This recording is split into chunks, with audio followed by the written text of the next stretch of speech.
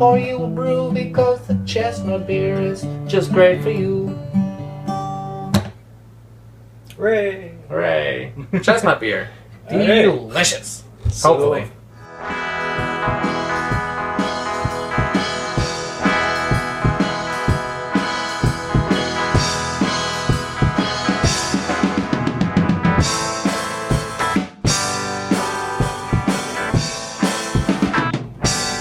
Alright guys, happy Homebrew Wednesday. So today, after 3 years of homebrewing, I have had my first infected batch of beer. We're assuming as much. The flavor was definitely not appealing. Mhm. It didn't taste quite like what I am accustomed to in trying infected beers. And a lot of what you read online will tell you that an infected beer, you'll know if it's infected, because the flavor is absolutely, definitely not something that you should be ingesting. We didn't really find that with this one, but it didn't taste right. It wasn't horrid, but it was definitely not something I would feel comfortable drinking. It was buttery. So I don't think it would be something that would make you sick or anything like that, but it's definitely not enjoyable whatsoever. Yeah, not palatable. It is difficult because with this particular beer, I was trying something unique. Well, not unique, but something at least different for me. I was trying to make a 100% chestnut beer, so no malts or anything other than chestnut, and there was a little bit of sugar just to boost up the ABV, but I was trying to extract as much sugar from the chestnuts as possible. Right. You mentioned, I think, at one point, generally people who brew with chestnuts have to add a malt base just to get the ABV content higher, because chestnuts by themselves don't offer a whole lot of sugar.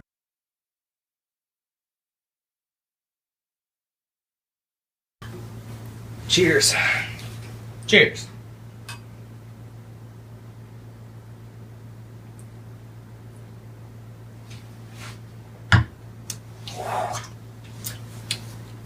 Initial thoughts? It's not very good. It's not great. It's not great. It's kind of butterscotchy. Yeah, without the sweetness. If you had butterscotch without any sugar. I mean, the first smell was bad, and the rules of judging if a beer is infected, if visually something looks bad, Right? if it smells bad, It smells bad. and if it tastes bad. If it tastes bad, then it's probably bad. If it looks like a banana, peels like a banana, you can slip on it, it's a banana. This may be my first infected batch. It's very clear now. Yeah, I mean, honestly, it's not cloudy. I've seen infected beers, and that they can be pretty cloudy. This is fairly well... everything is dropped out of it. Yeah, it's very clear. But, I don't know, I've never had something like that jellyfish-looking thing in the carboy. So I went to go bottle my beer today, and right on the top of the inside of the fermenter, there was a jellyfish floating. And I was trying to figure out what could that be. Like, I thought maybe it was infected, but I believe that it's actually the proteins combining together with the gelatin. And if I leave it for a couple days, it should fall out. So let's see what happens. Now you can see it definitely is clearing out. Right about here, there's a difference in the color. Up top here, it's a little bit lighter than down here. So I'm hoping this is dropping out. And down below here, you can see all the sediment with the yeast. So a couple days, this should move down and rack it off. So I still don't know what it is. That jellyfish that was floating on top did fall out. Right where I'm shining the light here. A little blob. That's it. So it's just sitting on top of the yeast cake. I was thinking and I was hoping that it was just the gelatin. That I was kind of rushing that process at the time. I haven't used gelatin very often, Um, so I was hoping that I might have possibly let the gelatin boil in the microwave, and that could have caused the jellyfish-looking thing. But Yeah. so there's a couple other things that could have happened. Could be from Acetobacter, which can live on dust particles. Is that a bacteria? Yes, I believe so. Yes. And what that does is when it interacts with oxygen, it could start turning your beer into vinegar. I don't know. Well, I definitely don't get vinegar from this. The initial flavor is very strong chestnut.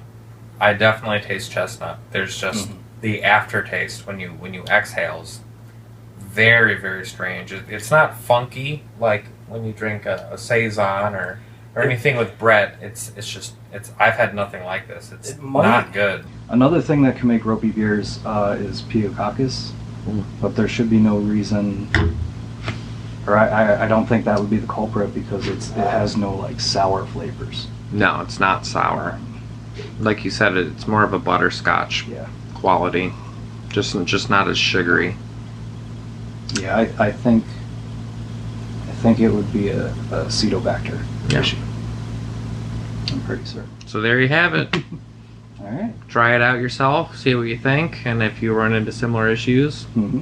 And if you have had similar issues and you know what the problem was that we might not know. Yeah, feel free to comment. Let us know. Absolutely.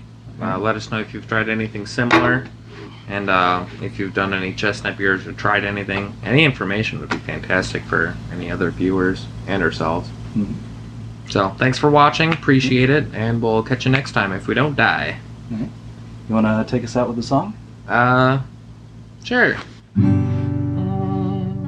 Well, the chestnut beer, it didn't work because it's not great. It tastes like grapes, except it doesn't. It tastes like butterscotch with no sugar. It tastes like cock. Am I allowed to say that? You're allowed to say whatever you want. It's YouTube. Alright. Well, the beer just tastes like cock. Not that I would really know, but hey, it's cool if you know what cock tastes like in a brew. Thanks, everybody. Adios.